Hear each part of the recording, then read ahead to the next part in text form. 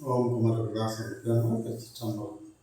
அடியார் பெருமக்கள் அனைவருக்கும் அடியனுடைய அன்பு கலந்த இனிய மாலை வணக்கம்.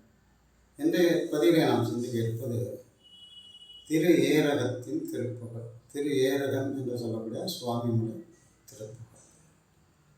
காணியத்தழுந்தி இளையாதே காலக்கை படிந்து மடியாதே ஓம் என்றெழுத்தில் அன்பு நிகவூரே ஓவியத்தில் அந்தம் அருள்வாயே தூணின் கனிந்த சுகலீலா சூரனை கடிந்த கதிர்வேலா ஏமகத்துயர்ந்த மயில் வீரா ஏரகத்தமந்த பெருமாளே. நன்றி, வணக்கம்.